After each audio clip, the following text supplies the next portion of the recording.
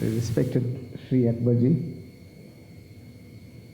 Pradyumna, my friend, my brother Milan, my mentor, Dr. Mukesh Bhai.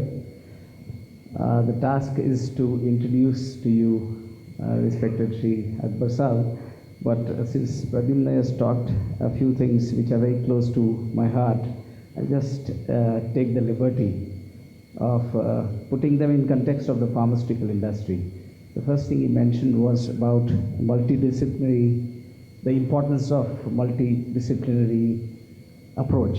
It is an approach of interdependence, and one of the reasons why Indian pharma industry, especially at the academic level, is not able to innovate and is scared of innovation, I would say, is this lack of interdependence. Right from my college days, I have seen that the interaction between departments of science or departments of pharmaceutics, departments of herbal medicine, that is pharmacognosy, is not really healthy. And when you want to do research, for example, if you are researching a herbal product, you cannot but depend on pharmacological aspects with the department of pharmacology. In terms of formulating a product which will ultimately hit the market, you have to rely on pharmaceutical technology.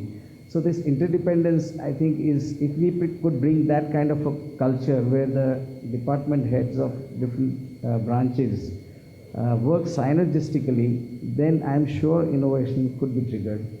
The second thing he mentioned was about not taking shortcuts. I have also told Akbar Saab to talk on that because he's got a very good analogy on the benefits of taking a shortcut, but the greater benefits of taking a longer cut.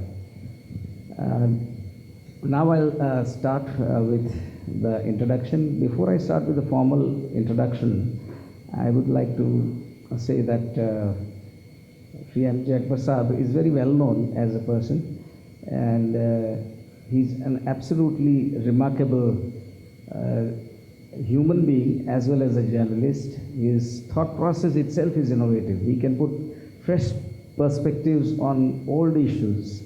And I am an ardent fan, and I have been a reader of his articles. And that's how he is associated with innovation. And of course, his literary skills are brilliant, so he can express his ideas very lucidly. But I'd also like to throw light, before I start with the formal introduction, I'd like to throw light on his persona, on his modest persona, I would say, by narrating the sequence of events which led to his presence here today. See, for us as trustees of this trust, funds are not the real challenge to organize this event. The challenge is to get the befitting dignitaries. And last year we were really fortunate that another humongous personality, the late Dr. Kalam, consented. But then he set a high benchmark for us. So this year we were wondering, at each 2 years when the horizon for this event approaches, we are really, the only thing that bothers us is that who should we bring in as a befitting dignitary for the chief guest and one for the guest of honor. So this year, as the horizon was approaching, this was weighing on our minds. And then destiny intervened. I was in Delhi for some work related to our company, and I was waiting for my car in the lobby of one of the hotels, and I saw Mr. Akbar briskly rushing into the hotel. And in that split second, it just struck me that he would be the right person for this event. So I just barged on him, interrupted him in his walk, and introduced myself very briefly. I knew he was in a hurry, but he was really patient. Suddenly he had become a very calm person, and he heard me out. I introduced him very briefly in a nutshell what these awards were all about.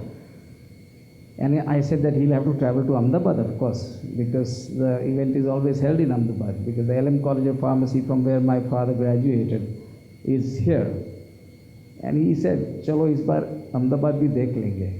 And it was such a big relief for me. And then, of course, we made the formal visit to his office and had a nice cup of tea and some talks with him. And here he is with you. So that is MJ Akbar for you. not just a fine intellectual, but also a very fine human being. So,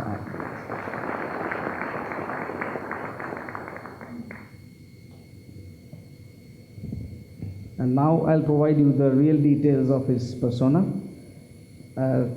He is a distinguished writer and member of the Parliament for BJP, as all of you know.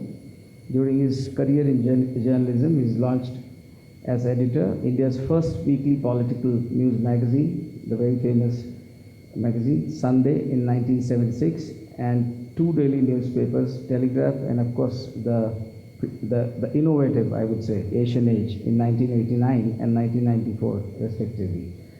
He has also been the editorial director of India Today and the Sunday Guardian. He first served as an elected member of the Parliament between 1989 and 1991 and returned to public life in March 2014 when he joined the BJP and was appointed a national spokesperson during the historic general elections that brought the party back to office under the leadership of Narendra Modi. I think earlier he used to keep writing articles, and I could see the change in the tenor of his arguments and could sense the frustration that was building in him. And we were very delighted when we came to know that finally he is going to join the BJP under the leadership of Narendra Modi. He's also the author of several internationally acclaimed books, including India, The Siege Within, Nehru, The Making of India, Kashmir Behind the Veil, The Shade of Swords, Jihad, and the Conflict Between Islam and Christianity, a very creative piece of writing. The Tinderbox, The Past and the Future of Pakistan. The last one is also equally incisive, and it throws fresh perspectives on some of the problems which we keep reading about.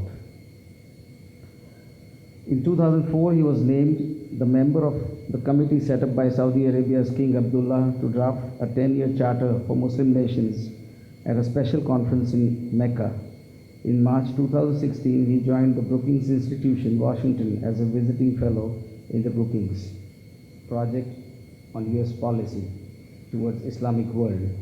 He also serves as a chairman of the Trust for the Calcutta Muslim Orphanage. Shri Akbar's idea on education and India are quite inspiring. During a conference organized by Sir Saeed Academy at Aligarh University in 2010, he expressed his optimistic view that India is the most likely to become a modern nation because all 4 pillars of modernity through democracy, adult franchise, secularism, gender, and economic equality are the driving forces of progress. In 1991, Shri Akbar joined the Government of India as an advisor in the Ministry of Human Resources for a short span of time and contributed in the key areas of education, the National Literacy Mission, and protection of heritage. For him, innovation of thought is a continuous process because, as quoted by him, excitement of discovery lies in precisely its ability to scatter more questions into the air than it answers on the ground. Thank you very much, and we look forward to a brilliant address from him.